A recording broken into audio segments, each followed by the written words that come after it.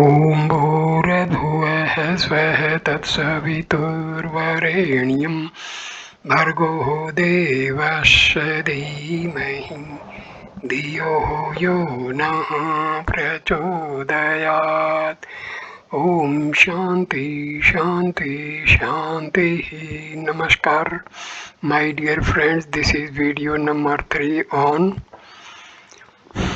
Updesa Saram, a most preferred and recommended book by Bhagavan Ramana MahaRishi for his devotees and other sadhakas doing self-enquiry for self-realization and liberation.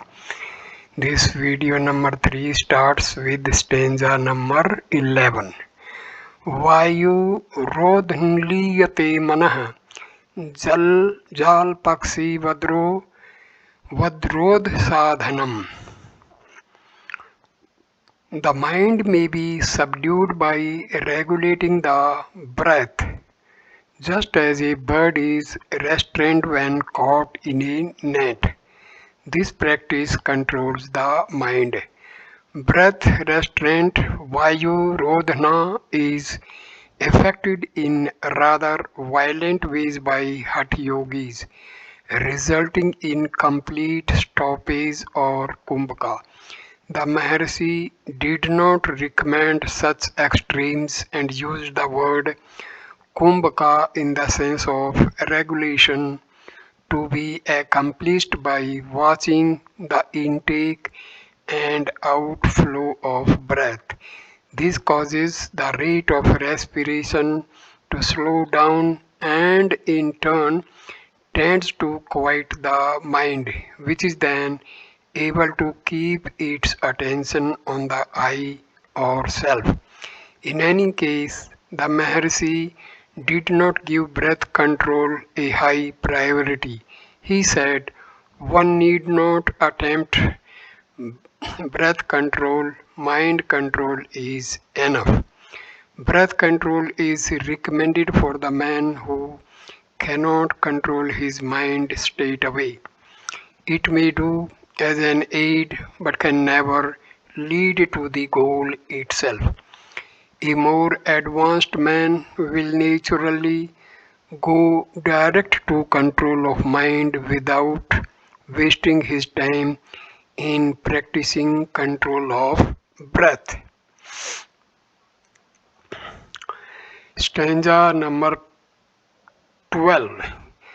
Chitta vayavaz chit kriya yutaha sakhiyor divyayi shakti mulaka.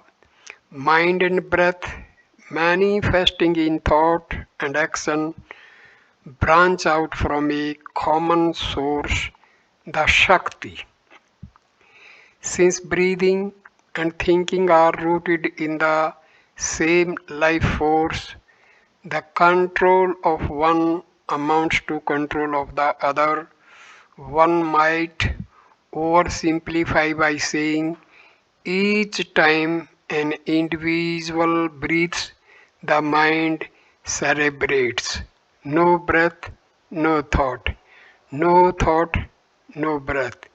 In the story of the goblin, Vitala Vasishta tells Rama, both are one only, like the flower and its fragrance, or sesame seed and the oil in it. Prana, breath and mind stand to one another in the relationship of the sporter and sported. If either of them is slain, then the other will also cease to exist. The destruction of both will confer moksha on all. The greatness of Updesa Saram lies not so much in the content of each verse as in the way that the poem ties together all the major margas or paths of spiritual discipline. In this verse, for instance, there is nothing new. In the earliest of all his writings, Who am I? Maharshi says the source of the mind on the one hand and of breath and vital forces on the other is one and the same. Stanza number 13. Laya vinasane ubhaye rodhane laya gatam punarbhavati no mirtam. Absorption or laya and destruction or nasa are the two kinds of mind control. When merely absorbed, it emerges again, but not when it is destroyed. When the jiva is able to bring about the temporary absorption of the mind by pranayama, he experiences in that state a form of samadhi or experience of reality in which the ego ceases to intrude and intense happiness is enjoyed. But as soon as breath control ceases and I am the body sense resumes and the jiva returns to his normal active state of bondage with its pains and pleasures. Sri Maharshi describes it this way: the involution of the mind in the self, but without its destruction, is Kevala Nirvikalpa Samadhi. Even though one practices it for years together, if one has not rooted out the vasanas, he will not attain salvation. Again, referring to this verse, breath control can only produce manolaya, temporary suspension of mind.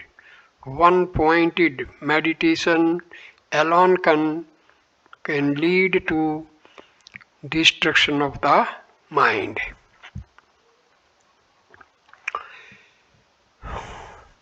Stanza number 14. प्राण बंधनाली मानसम एक चिंतनास mit yad. When the mind has been suspended by breath restraint, it may then be annihilated by single-minded attention to the self. Once the mind has been calmed by the regulation of the breath, one should hold one's attention on the self, seeking the identity of the I. If this practice persists, eventually all other mental activity will dry up and the stream of thoughts will disappear. Then, in the absence of the sense of separateness from the Lord and from the world, a sense which thought has sustained, one arrives at the knowledge that there is only one consciousness and the individual is only that.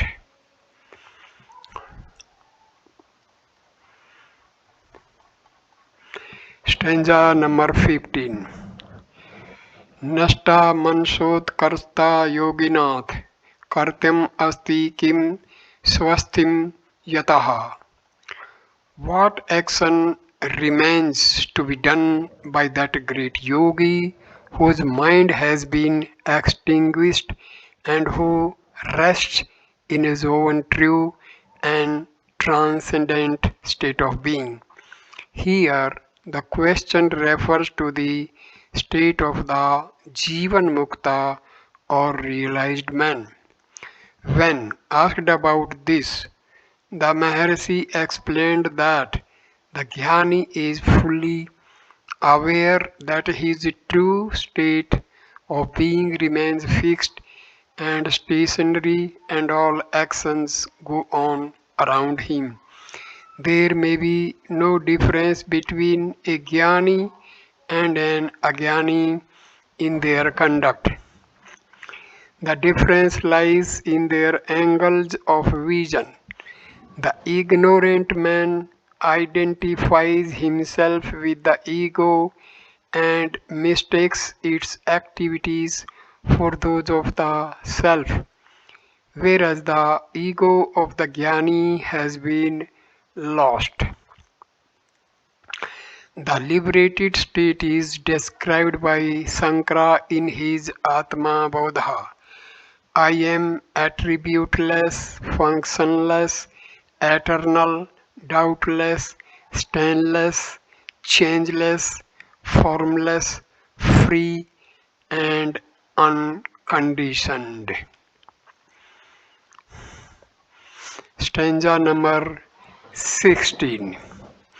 Drasavaritam Chittamatman Chit Chit Darshanam Tato Darshanam.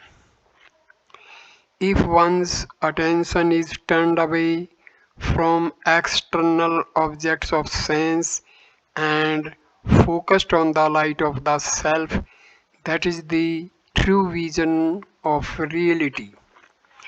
To realize the self, it is necessary to give one's attention solely to the I, the first person. This is possible only if one turns his attention away from otherness, from other things and other persons that make up the objective world and away from images and ideas that relates to the world. This process is what is the Maharshi has termed Atma Vichara or self-inquiry.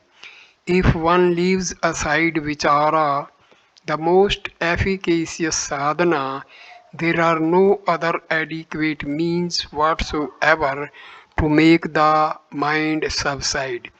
If made to subside by other means, it will remain as if subsided but will rise again. On external and internal, the Maharshi has said, because your outlook is externally directed, you speak of a without. In that state, you are advised to look within. In fact, the self is neither within nor without. Stanza number 17. Manasam pu kim margane kyarte naiv manasam marg arjvat. Again, if one persists in making what is this mind of mine, it will be found that there is really no such thing as mind. This is the direct path. What the individual all along has thought was his mind turns out to be nothing other than his self. The mind has no existence of its own and ceases to function once its nature is revealed. To keep one's attention on the self is the direct way to know the mind. This is the Gyana Marga or Vichara. Sankara also insisted on the necessity for this path. Compared with all other means, Jnana, knowledge, is the only direct means to liberation, as cooking is impossible without fire, so is liberation impossible without knowledge. While knowledge is thus eventually essential to realization, it is not always advisable for everyone regardless of the stage of understanding or spiritual development. When asked, can the path of inquiry be followed by all aspirants? The Maharshi replied, this is suitable only for the ripe souls. The rest should follow different methods according to the state of their minds. Stanza number 18. Vyartya satvaham vyartimasrita vyartyo mano vidvyaham manaha. What one has thought of as his mind is merely a bundle of thoughts. All these thoughts depend upon the one thought of I, the ego. Therefore, the so-called mind is the I thought. The power of the I thought is limitless. In Yoga Vasishtha, Shiva informs Vasishtha that this idea of I brings in its train the ideas of time, space, and other potencies. The mind is the I am the body illusion. The Maharshi says specifically, the mind is only identity of the self with the body. Clearly, the core of the Maharshi's teaching involves an understanding of the nature of the mind and its relation to human bondage and freedom. In preceding verses, the control or annihilation of the mind has been discussed. Now we are advised that the mind is simply a bundle of thoughts wrapped about a feeling of I wrongly associated with the body. Stanza number 19. अहमयं कुतो भवति चिन्वतः अयि पततये M निज विचारणम. If one asks himself, where does this I come from? It will vanish. This is self-enquiry or Atam Vichara. Since the feeling I am the body is illusory, it cannot continue the masquerade under sustained scrutiny.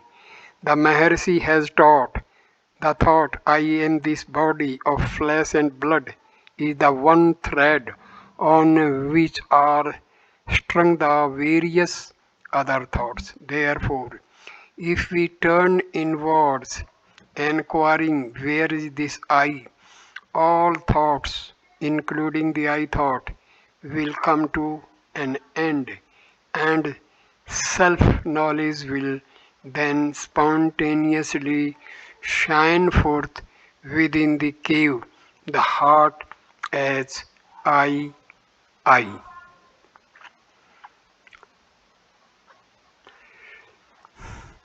Stanza number 20. अहमी नास भाजे हम महंतया सफूर्ति हृत स्वयं परम पूर्णस्तः. When this I vanished and merged in its source, there appears spontaneously and continuously an I. This is the heart, the infinite supreme being. Devotees